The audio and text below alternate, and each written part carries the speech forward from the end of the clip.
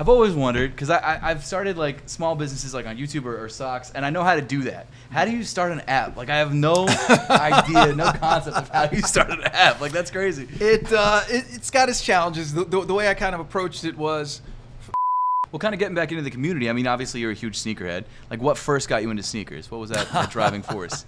You know what? I've always been into sneakers since I was 10. But the messed up thing was.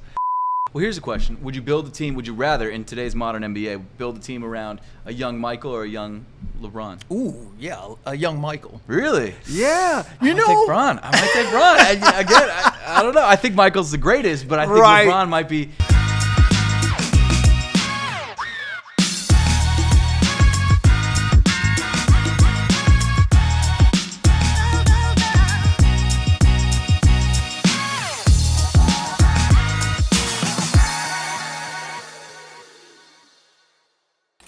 What's up, everybody? Thank you so much for tuning in to the Shoes Off podcast. My guest today is Michael Ogden, a.k.a. Mo, founder of the Unboxed app, and a huge sneakerhead. I am. Yeah. Thank you for having me. Of course, thanks for being here. I'm very excited. Glad we were able to make this work out. Me too. Unfortunately, he's wearing his Bills hat today. And as an office that mainly likes the Eagles, and as a Ravens fan, I'm not a huge fan of that. But other than that, we're friends. It's good to have you here, man. I'm excited. I'm really stoked. If my hair were in better condition, I would take the hat off for you today, but unfortunately, it's a bad hair day, so you're going to have to stare at this Bills hat. Oh, my gosh. Well, okay, so tell me a little bit about the Unboxed app, and I'm assuming you're the co-founder of or you're the founder of the Unboxed app? Co-founder. Co-founder, okay. Yes. So tell me a little bit about the app. Okay. Yeah. Essentially what Unboxed is the way we like to phrase it is the number one app for sneakerheads that kind of gives you intel about your collection. So you can see how often you're wearing your stuff, you can get more organized.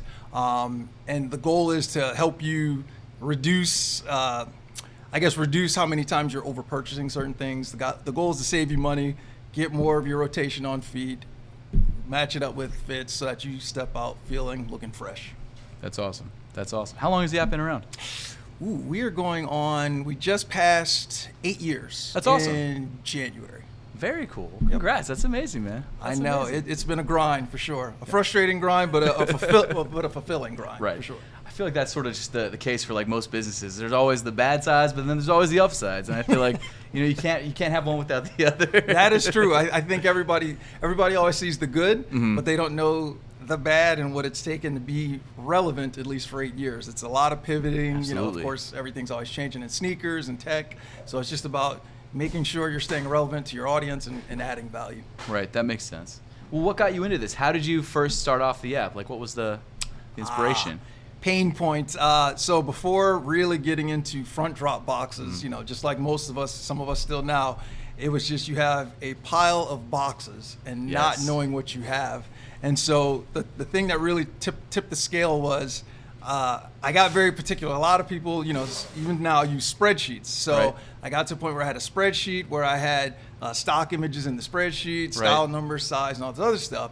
And the way it started was I was looking for a white and red pair of shoes, right? Didn't know anything in particular. I just wanted something white and red. Right. And so I'm going through and I'm opening up boxes and I finally come across a white and red pair and I'm like, okay, I'm going to wear these. Maybe about 2 or 3 weeks later, as I'm going through boxes, I come across a different white and red pair that I would have rather have had. Right. So at that point, I said, okay, there's got to be something out here that, allows me to, better track my collection. So I went out there and I looked. There was one app that did something similar, but the thing is that they had multiple apps tracking different things. So they had one app that tracked CDs, one that tracked DVDs, one that tracked comic books, one that tracked sneakers. So I paid for it. It was $7.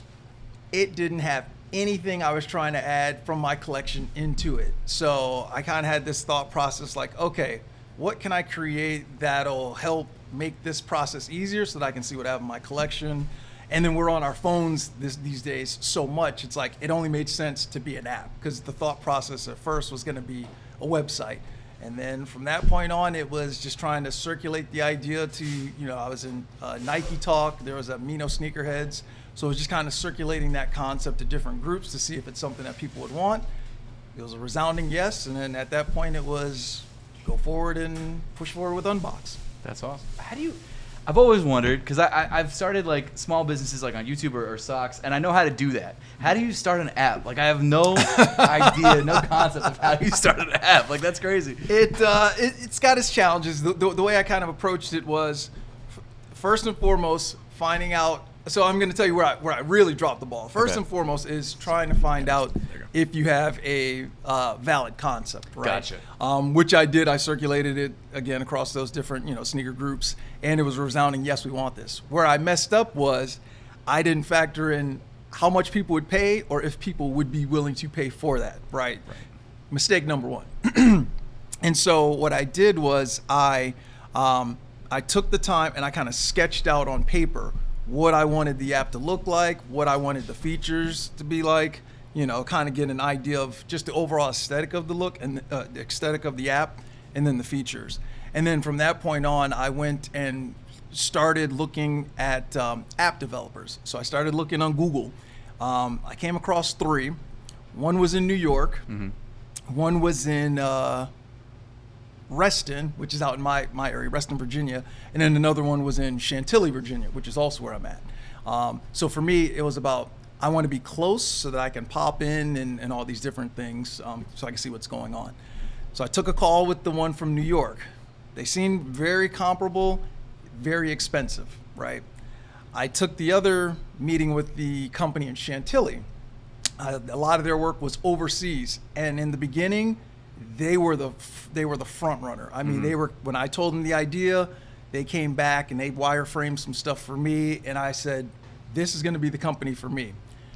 The issue with them was that they came back with some of their apps. They had created some apps, but they were all paid apps, and there was no way for me to see the quality of their work, right? So I kind of took them out the running a little bit. I didn't really like that.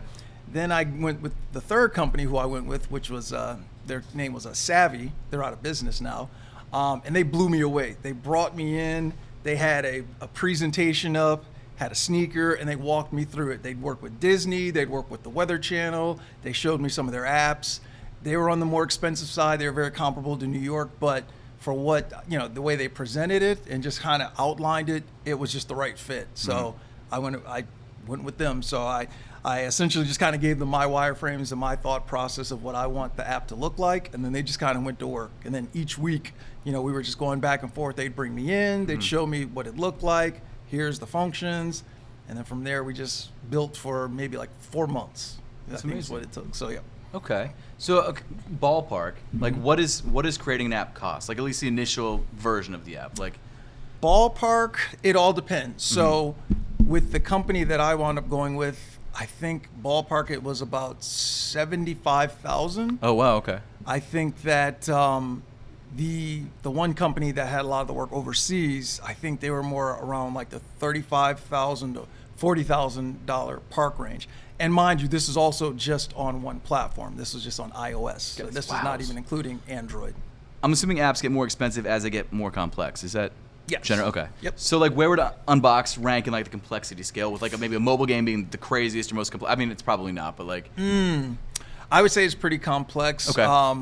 For the simple fact that we're leveraging a lot of our information from different platforms. So it depends on which APIs we have access to, multiple sources. So, gotcha. For example, we're capturing, the real-time market value for shoes. So that's a source right there. Different things that were plugged in with Amazon, storing stuff in the cloud, all these different things. So all those things cost because it's all about plugging in using their APIs and all those things versus like, a game, 9 times out of 10, that's kind of more just built internally. Makes sense. So okay. because we're leveraging other, servers and APIs and outputs, those are some of the things that drive the costs from a development perspective, because the developers need to go in, they need to code so that it matches up with those other sources. So those things can drive costs. So a game could be one of the simpler apps. Oh, yes. Really? Oh, wow. Okay. Yeah. Oh, wow. Okay. So what is, in its current iteration, what are like the main Unboxed features? Like what does it currently do? So right now the main features is our main thing is about getting your shoes organized, right? Okay. So you can have your whole collection right there at your fingertips, kind of like you're looking at a Foot Locker wall or something like that, right? Other features that we have are you can authenticate on there. We've partnered up with Entropy. They're probably the top brand when it comes to authenticating luxury goods. So you can authenticate on the platform. Again, like I mentioned, we capture real-time market value, so we're pulling data from there so that people can know what their shoes are worth. We do push notifications so that we can help you guys, cop shoes for retail and stop paying all these resale prices. One thing that we do have in beta right now that most of our users don't have access to is we've integrated AI into the platform so that what it does is it'll look at the sneakers in your collection and give you outfit recommendations. But then vice versa, if there's apparel that you have, if you want, you can take a picture of it, you can upload it, and then it'll look throughout your collection to figure out what shoes match best with that apparel, whether it be hats or shirts or things of that nature, socks, something like that. So yeah, that's awesome. That's such a cool feature. Oh my gosh. Hopefully after this I can get on that feature, man. You can send it my way. That'd be great. That's amazing. That's so cool. Yeah, we're trying to be forward thinking. Wow. So it's not a matter of what we tend to see are a lot of other platforms. They just try and piggyback off of what is popular, which is fine, we understand that, but it's about adding value and stepping outside the box and trying to do things that other people aren't doing, or trying to identify pain points that people didn't think that they have, but they actually do. They just don't know it until you put a solution in front of them. It's like, oh, I didn't even think about that. So that makes sense. That's all. So are you still working with the development company in order to implement these features, or do you have like a team? How does it work when you want to? I'm assuming the AI thing is a pretty huge, maybe it wouldn't be a fundamental change of the app, but it's a pretty huge change in the app. Like, is that something you have to hire a team to do? So we do have a team of individuals. So like I'd mentioned, Savvy, they originally built out the app. They're no longer in business. So we leverage, in one of our business partners, a company called Brain Rain Solutions in Atlanta. They do a lot of our back end work. Okay. We have an independent developer who has been with us for 5 years, who does a lot of our front end stuff, and he does a lot of that heavy lifting as far as the AI integration and all those other things. So it's just a matter of just having like a good core group of people who have been around with Unbox for a while, and they understand. And because of that, it allows things to get changed out and implemented much faster. Now, when we just got on Android this past May, we didn't have an Android developer, so we did outsource that portion. That we did use Upwork for, so we went overseas for that. And when we're talking about cost, I think to have that done, it was like anywhere from, I think, about $35,000 to have that built out. Wow, okay. Those costs were lower, of course, because we already had a lot of the pieces set in place for iOS, so Right. a lot of it's just kind of mimicking and copying those things. But to answer, long story short, we do have like a team in place that does our dev work. That's awesome. I had no idea there was that. I mean, it makes so much sense, but I just never really thought it. There's so much cost involved in apps. Like, it's crazy. It's wild. So, okay. So in terms of like, I'm assuming there's like monthly upkeep costs as well, I would guess, right? Like there's probably a lot of a lot of operational stuff, right? And then we leverage a lot of services too, like Gotcha. push notifications. Those are costs for there. We do a lot of outreach to our community as far as asking them questions like, cool. Do you like what are some things you'd like to see improved upon? What are your pain points? Things like that. Because ultimately, we're not just building the app just because, right? We're building the app to cater around the sneaker community. So in some instances, we might think that something is, coveted. Community might say otherwise. So we want to make sure we keep ourselves close to the, like the pulse of the community, so that we're creating a product that works best for them. Makes sense. Very cool. Very cool. Well, kind of getting back into the community. I mean, obviously you're a huge sneakerhead. Like, what first got you into sneakers? What was that driving force? You know what? I've always been into sneakers since I was 10. But the messed up thing was, my parents, I laugh at this all the time. My parents, they were not big on spending money on shoes. Fair enough. So when Payless was around, I got Payless shoes, right? And I would get maybe two. Enough. The way they would do it is when school started, I'd have a fresh pair. And then once the winter break was over, I would get a second pair. And it wasn't until, and I'll never forget this, it wasn't until I was wearing my shoes outside and I was running and I stopped real hard playing football. My Right. whole foot slid right out of the shoe. Out of the right Payless out of the shoe? Right through it. Walked home. That's like a midsole Zion down. Williamson problem. That's exactly what it was. So I'm walking home from that, and then I convinced my dad, like, hey, you got to spend more money on some shoes. Fine. So it became, I was allotted $50 per, quarter, I guess, or semester to get a pair of shoes. And it wasn't really, so I've always loved shoes. Where it really took off was when I got my first job, right? I worked for Wegmans, and I just had the money, and I was going in and I'm buying shoes. That's awesome. But where it really got big for me is when I started working at Dick's, Nice. maybe like 16, 17. Right. The Barry Sanders Zoom Turf in the Raiders colorway, that shoe for me just like took things to the next level, right? And from then I was just like really hooked, right? It was like, okay, I gotta have it. It also was the first time I resold some shoes because I bought them, with a discount from Finish Line, and somebody came in and he was like, "Oh, I want those shoes," and I said, "We don't have your size." Like, "What size are you?" We were the same size. He's like, "I'll give you $200 for those shoes." I was like, "Nah." He's like, "I'll give you $300. Nah, I'll give you $500. $500. I went to my boss and I said, "Listen, I'm going to sell these shoes right here. Is that okay?" He said, "I'm going to give you 30 minutes, sell the shoes. You got to find some other shoes, and I'll let you sell them." That's amazing. But those are the shoes that really set it off for me, and it just took off from there. Wow, that's amazing. Oh my gosh. What would you say is what do you got on feet today, actually? Today we got on the 2023 black cement 3s. Very nice, very nice. Yes, no complaints. I missed out on 2018 like a fool. Oh, fair enough. We won't go into the details why. But I'm just glad I was able to get these and for retail at that. That's amazing. Yeah, they're fire. I love those. I really need to double up on those because those are clean, man. These are heavy in my rotation. They should be, as they should be. Rotation, yes. They're great. What would you say is your favorite silhouette currently, or your favorite model? Ooh, favorites. You know what? This is going to be like the Homer answer, but I'm going to go with the ones. Fair enough. Hey, I'm with it. And I will say this though.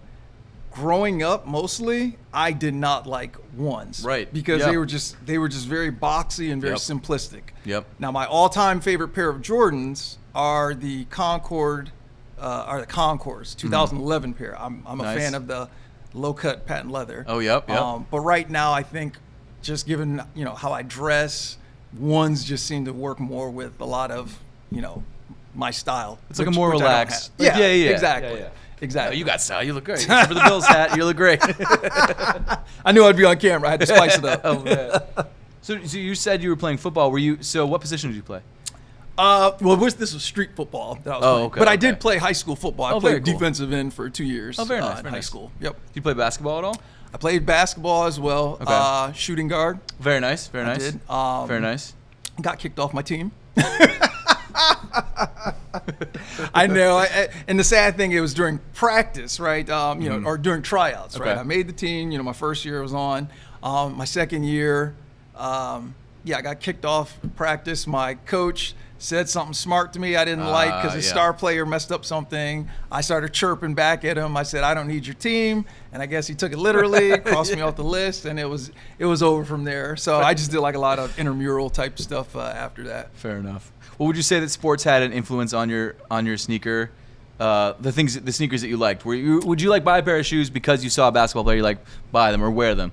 Like, would you? Absolutely not. Really? Absolutely not. Okay. So I think everybody's different. A lot of people, I'll be 100% honest, when it comes to, people talking about all the shoes that Jordan had on, this, that, and the third. I'll be honest, growing up, I was so focused on his game, Right. I wasn't really focused on the footwear, Gotcha, unless it was a gotcha. commercial of some sort. So a makes lot sense. of the shoes that I see that he's worn have been through videos or just books or things after the fact. Right, that makes sense. For me, my influence was more from the streets, like, That's the cool. older guys out in the streets, they had Right. stuff. I lived in the hood, and so there was this one local sneaker store, it's called Kente, that Okay. I was at every day. That's awesome. So that for me was more of my influence, just like the street atmosphere. But I've never been influenced to buy shoes just because of a certain player. That makes sense. Yep. That makes sense. Okay. It's interesting to see where everyone kind of gets their sneaker influence from. And I think a lot of people do. It really is the people that they surround themselves with. It really is like, what are your friends wearing? You know what I mean? Right. Like, that's such a big part of it. And I think people do well,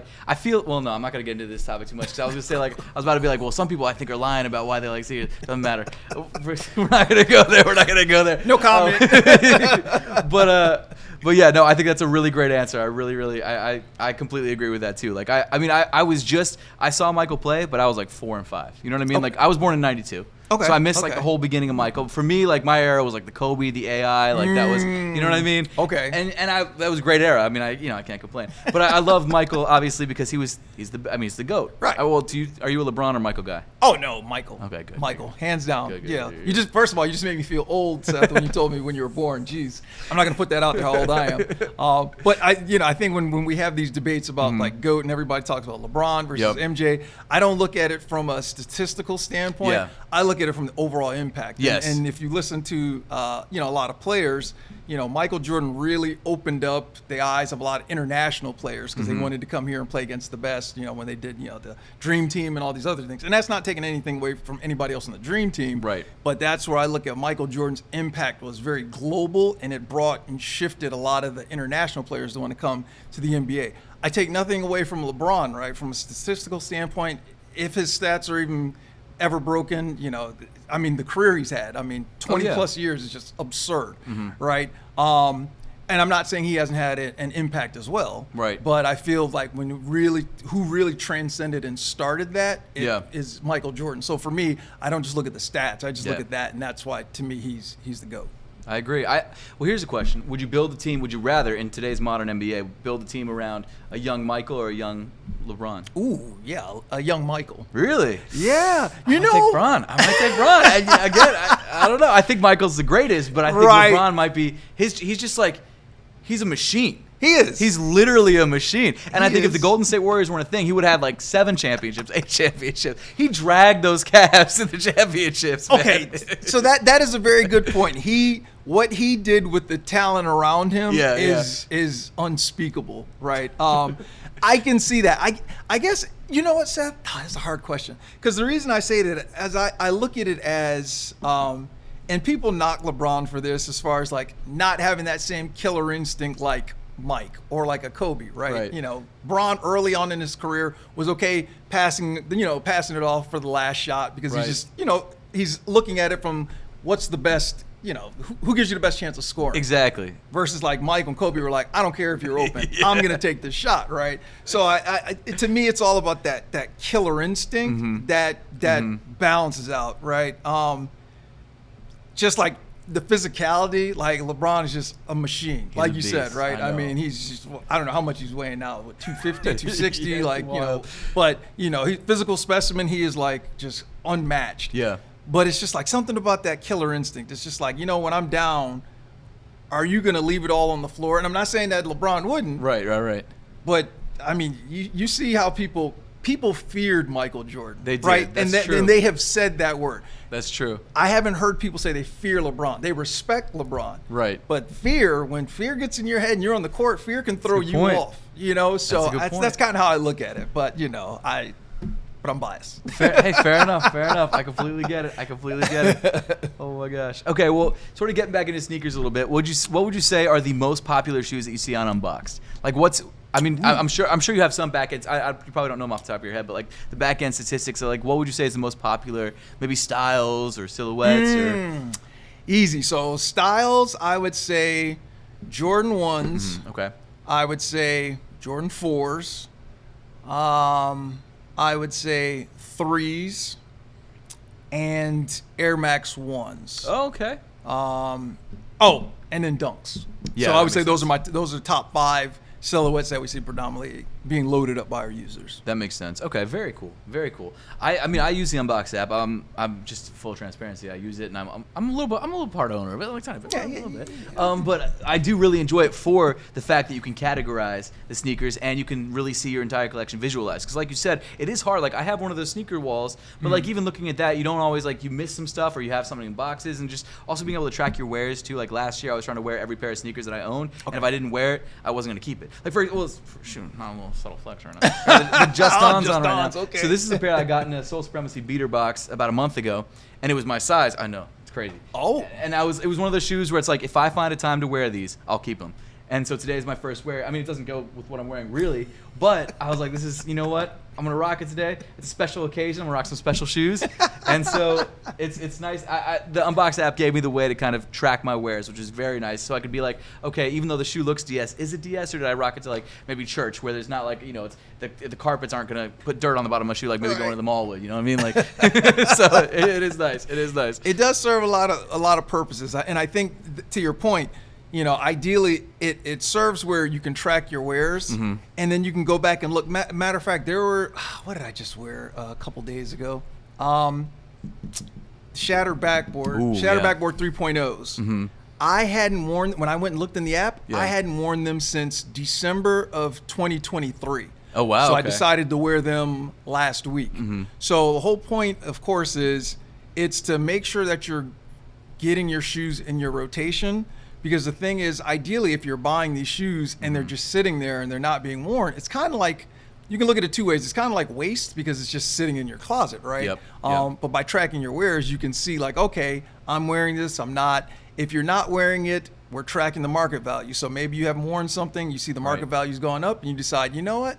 I like it, but I don't love it. I can get this much. I can just get rid of it, right? That makes sense. And then there are instances where people have actually, because they're not tracking their stuff, they've purchased shoes that they had already and didn't realize it. So it definitely is a tool, or it's definitely a tool that helps you, again, get more intel about your collection. And the goal is to help you get more in your rotation and save some money. That makes sense. It's I'm thankful I'm not at a point where I've rebought shoes by accident, but I feel like that is a real thing that happens to people. It really does. Especially like, so you used to be on a podcast, and some of your Molly Mall. Yep. Big Kyrie fan. Yep. But I feel like I've heard him say things like that where because his collection's ridiculous. I mean, your collection's ridiculous too. If it's not? No. I don't mind saying I've downsized. Okay. So I've downsized down to maybe a little over 200 pairs now. Okay. Still, that's pretty nice. That's pretty nice size. I know some people that are over 1,000 plus. That's Throw some names out. Let's hear. I can't do that. Okay, fair enough. Molly Mall, probably. Oh my gosh. Yeah, I mean, that's just the upkeep on that must be tough. Because it's like, that's a lot.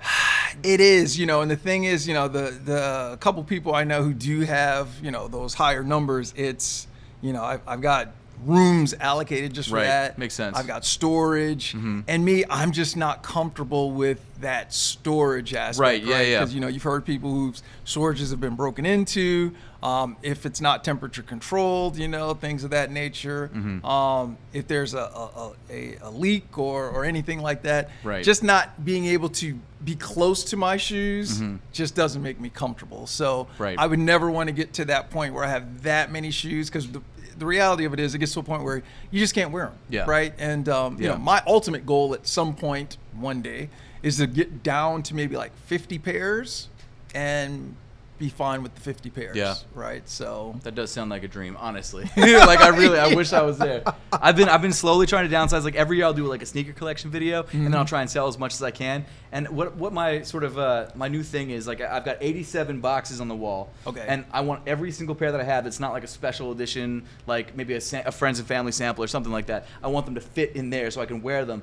And I'm getting closer, but I'm still over 100-something pairs, like probably 150. And it's just like unnecessary at this point. Like and I'm trying so hard. It's just like it's pairs like for example, this pair. I'm gonna wear this pair maybe once every like 3 months, but I don't want to get rid of it. Right. Because it's like, what if there's that one day where like I want to wear my bright blue shoes, or for example the J Balvin 3s. I love that shoe. I wear it maybe once a month, but it's like, and it's maybe even less. But it's like I don't want to get rid of it. It's so cool. Exactly. Yeah. That's a good one. Actually, That's I've a only great worn one. mine once. You know what? I have the and to your point, right? I have a pair of. I'm embarrassed to say this. I have a pair of the Travis One Frag Highs. Wow. That I bought 2 years ago, very slightly worn. Okay. Got a great price, which is why I bought them. I've never worn them. Really? And I've had them for over 2 years. I've never worn them. They're just sitting there. And it's just like, I've bought other shoes since then, clearly, that I have rotated, just like these, Black Cement 3s, right? Like they're heavy in my rotation. Yep. But it's one of those shoes where I'm just like, I'm waiting for the right time to wear it, I guess. Right. Or sometimes it just gets overlooked because I have other pairs. But yeah, I mean, I'm just like, what am I doing? I got Yeah. this Travis Scott frag high, and it's just sitting there. Yeah. 2 years, over 2 years. Are you planning to rock it? Are you planning to wear it? Oh yeah, for sure. Okay, good. They're gonna Okay. get worn. I just need to figure out the right time and event. At some Yeah, point. fair enough. I need to get in. I need to get out more. Well, so with all, because we're obviously buying sneakers all the time. Like when it comes to new shoes coming out, how do you guys stay on top of all? Because I'm assuming someone actually has to go in and add a new sneaker whenever a new sneaker's coming out, or is there like an AI system or something? How do you guys stay on top of that? Because there's shoes dropping like every single day at this Right. point. So, of course, as you know, a lot of the stuff, images and everything drop early, right? So we have something that's set up where we scrape every whatever allocated time frame it is, and then it's pulling in stuff. So, for example, we have right now in our database the Rare Air 4s, and those don't come out till I think June or July. Okay. But they're early. But whereas on the flip side, the White Cement 4s are coming out. They weren't in the database. One of my users had to ping me and said, hey, can you get these added in? And then we can go in and manually add stuff. But for the most part, we have something that's set up in place that every X number of days or whatever, it goes out, it scours our sources, scrapes, and then it adds to the database so that we can stay on top of it. And then the things that we miss, users can request it, and then we can get it added in pretty quickly. That's awesome. So in terms of user feedback, do you get a lot of it? And then how do you decide what you're going to implement and what you're not going to implement? Is there like a certain way you go about it? Yeah, so we definitely get a lot of feedback, which is great, right?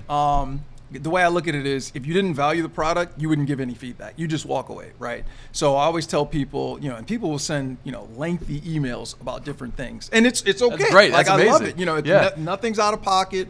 It's just, I love the app. Da, da, da. Are you guys considering X, Y, Z?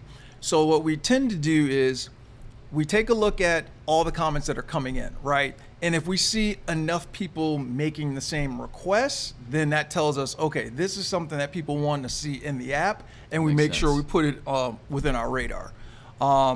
If there are things that people are asking, we kind of, I shouldn't say push back, but we ask questions, right? Like, okay, how does this help you? Where do you see the value in this? Right. If you just kind of say something like, oh, well, it's cool, or I like it, we can't really spend and allocate the time and money on it. As a bootstrap company, we just don't have the resources. So we can't spend time on things that are cool and fun, per se.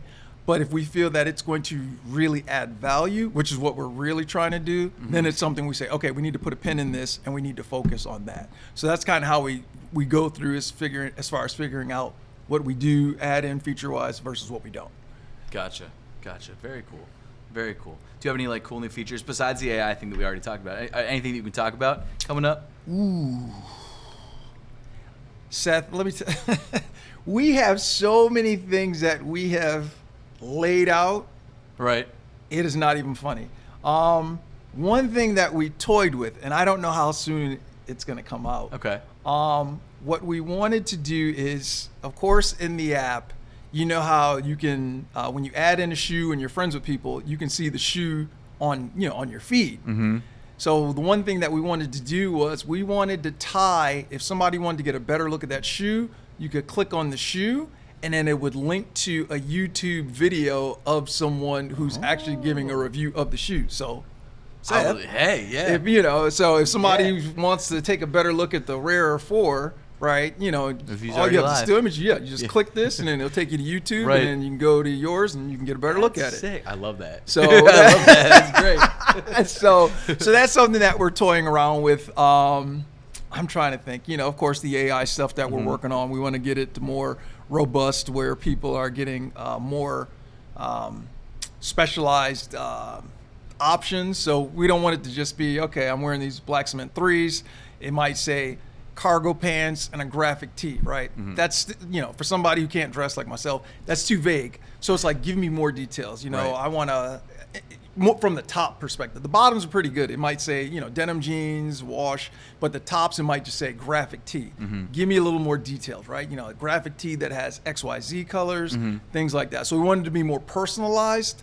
And the other thing too is, everybody's different shapes and sizes, right? Right. So, Yep. what might work for one might not work for the other. So we want to create that experience where it's more personalized for each user on the app. Gotcha. So those just a couple of things. We got some other stuff that we're toying with, but Fair you enough, know, fair we'll enough. see. I'll We'll ask about see. you when the cameras are off. You know, I don't want to hear about those. That's awesome, man. Very cool. Okay, so what's the long-term goal with Unbox? Is it trying to just like grow it up and be like that app? Like what? I mean, I guess I don't know.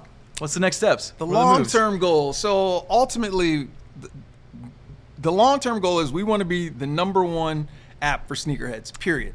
Like a one-stop shop, right? So, you know, we don't want it to be where you have to leverage this platform and this platform and this platform for your needs. We want it to be where you could come to Unbox and you can get everything all in one, whether it be, you know, you're buying, you're selling, you're trading, authenticating, push notifications, you know, matching your fits with your kicks. Like ultimately that is the goal. Like we want to be that one-stop shop. And there's nothing out there that exists right now. You know, everybody, you know, plays in their lane and that's great. But if we can create something that kind of allows you to mitigate having to go through different channels, you know, that's what we're trying to do. So ultimately we want to really punch in that value, right? It's not just, we're just trying to create something just to make money. Right. We really want to do something that's adding value. And if we do that, then we've done our job. That's awesome.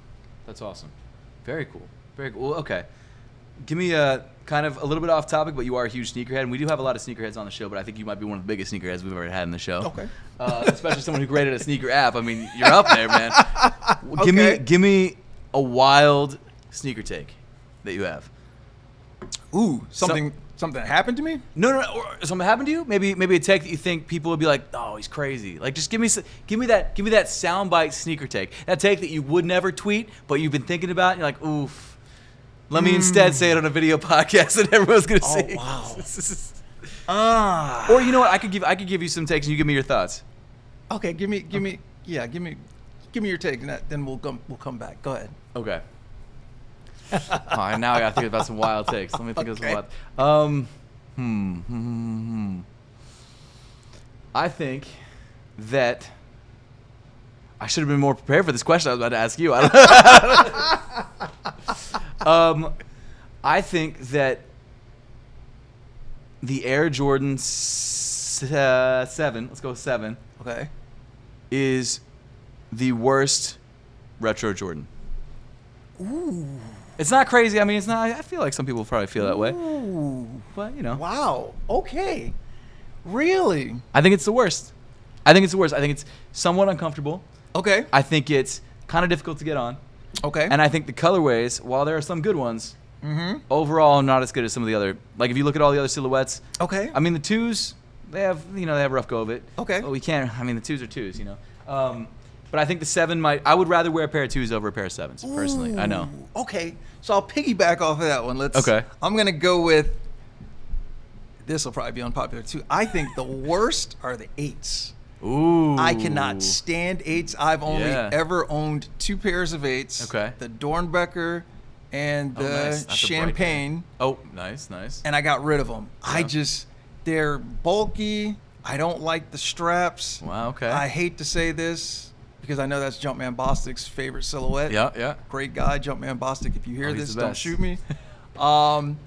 It's just not very pleasing to me. You know what it reminds me of? I could see it back in the day, because back in the day I had the Air Raids, right? You know, so strap across. Yep. Those outdoor basketball shoes. Exactly. Yep. But for me right now at 46, I just don't see myself wearing something with the big straps, right? So I know Gotcha. people are excited about the Bugs Bunnies that are coming back out, and they're excited about the Aquas coming back out.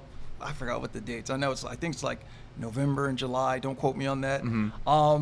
I know people are excited about it, but those are 2 pairs that I'm not even trying for. You know, I'm You never trying had for hairs or playoffs or? I had playoffs. I had the playoffs. And then, matter of fact, I got the playoffs. I think that's what just came back out not that long ago. I got some playoffs last year, I think, for my son. But no, I'm not even. I'm gonna pass on No them. aquas, no. Wow, okay. Not gonna touch them. I'll get them for my son because he doesn't like to tie his shoes and he can just strap them up. But other than that, it is a pass for me. Hard pass. I feel like more people might agree with you than they'd agree with the 7s, because I think the 7 is one of those shoes that people really like, and I don't know why it looks a lot like the 6 in my opinion. Just go with the 6 if you're gonna be doing anything like that. but I would agree. I love the 6. As a matter of fact, 6s used to be in my top 3 silhouettes for the longest. wow, okay. I just love them. Matter of fact, I'm still trying to. I'm going to circle back and try and get a pair of the those olive Travis. Oh yeah, Travis Scott's. I do like those a lot. What do you think about the British khakis? Do you like those? I like them. I don't love them. Right. But I do like them. But I just the olive colorway. I'm like a big fan of. So Makes sense. Nothing against the British, but I'm gonna always go with the original. Let's go. Okay. Well, a question I really like to ask guests is if you were to do it all again, and you want to get back to where you're at now, you're the owner of an app, a successful app, and you want to say you're starting again from the beginning, but you have all the knowledge you had now. Now, like you remember how you created the app, that sort of stuff. How would you get back to where you are, and what would be your direction to maybe move forward and even be bigger than you are now? Ooh. Like what would you do different? Oh my goodness. What would you do the same? What would you do differently? Oh no, I would definitely do a lot of stuff differently. Okay. For one thing, and this kind of caused some pains earlier, as I mentioned this before, when I came up with the concept, people loved it, but I never thought about how much people would pay, would people pay, what that cost is. And not having laid those things out early on gave us some difficulty later on, because what we did was it started off as a free platform, right? And then when we switched over and made people pay, I shouldn't say make people pay, because people always say this and frustrates me. When we made it a paid app and people had the option to pay, a lot of people did not like that, because before it was add as many shoes as you want, and then once it became paid, you were capped at either 15 pairs or $10,000 worth of shoes. Gotcha. And so that really caused a lot of backlash. I mean, we went from having 5-star reviews to like a bunch of 1-stars. Really? Really. Wow, okay. So we caught a lot of backlash there. So one thing for sure is making sure that strategy or plan is put in place as far as, how are you going to generate revenue, right? The other thing too is, which I didn't think about this too, is marketing, right? Marketing is absolutely critical. It is more critical than you could say than the product itself, right? Because you can have a crappy product and you can have lights out marketing and it's going to shoot through the roof. Now, how many people you retain, that's another story, right? You have to have something decent to retain them. But you can have a crappy product, lights out marketing, and you can shoot through the roof. Right. You can have the best product out there and crappy marketing, and it's just going to be a dud. So it's a matter of laying out an adequate marketing strategy, knowing what levers to pull, what you can do to kind of get you more visibility, whether it be, social influencers, whether it be email, whether it be push notifications, whether it be Twitter, IG, all these things have to be in place. But if you don't have a well-crafted marketing strategy, it's going to be hard. And so for us, further down the line, we've crafted a marketing strategy, and we're still trying to learn things to this day, right? I'm an engineer, I'm not a marketer. And so those things have hindered growth, but they're very critical. So I would say knowing your price point that you're going to charge to your customers, making sure that they're okay with that, and then making sure that we had a better marketing strategy.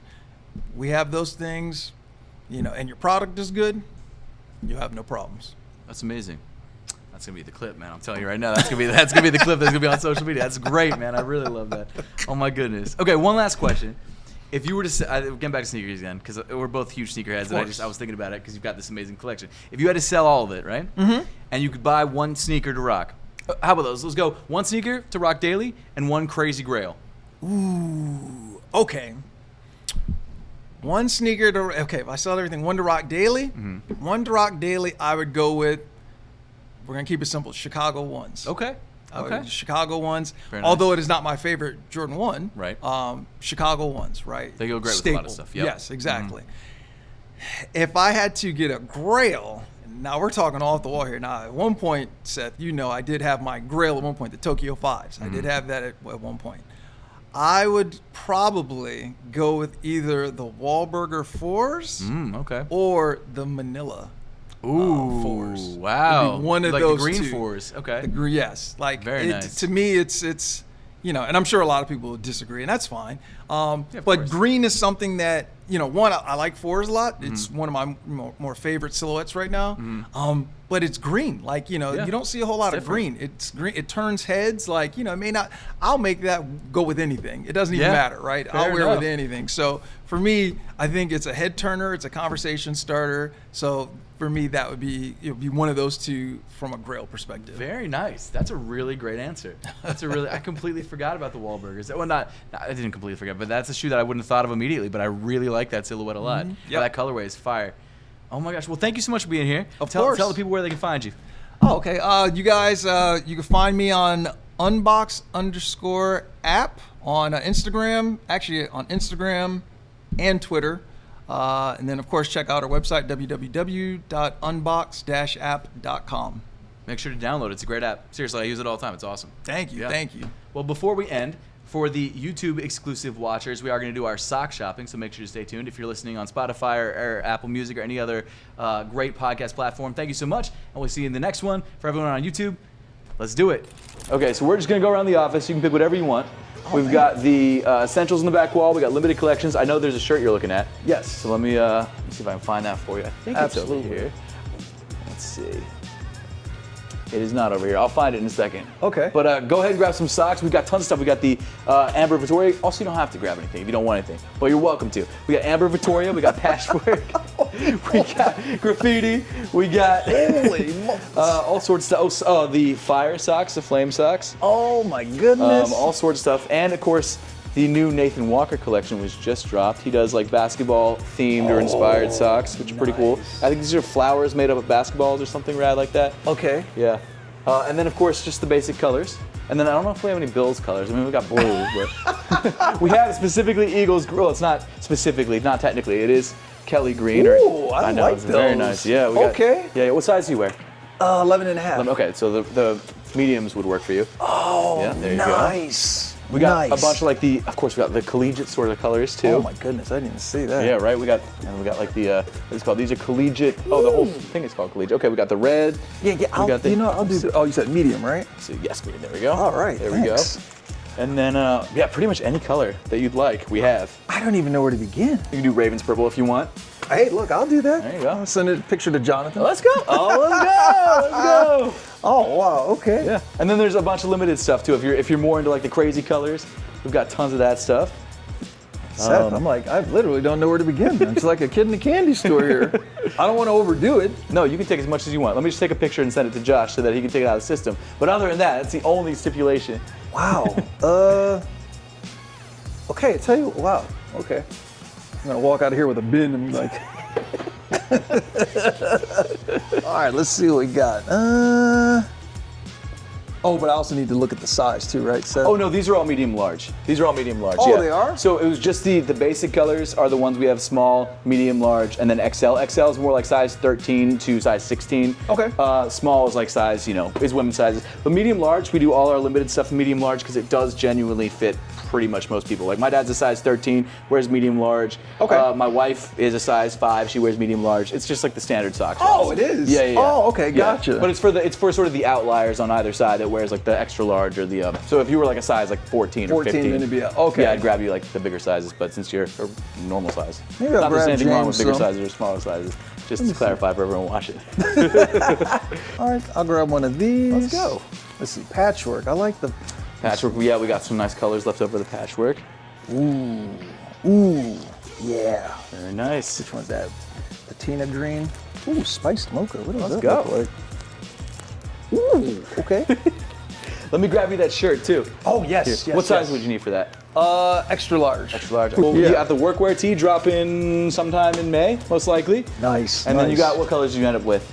Let's see, we got. Very nice. Amber Vittoria. Okay. We got the Ravens purple. Let's go. Okay. Shout out to Jonathan Ogden, Hall of Famer. There we go. Eagles, Kelly green, patina, very nice, and then very nice patchwork. Great selection. There we go. Hey, I appreciate you, man. Thank you. Thanks so much for coming through, man. I appreciate you. Appreciate you, Seth. Thank you so much. very much.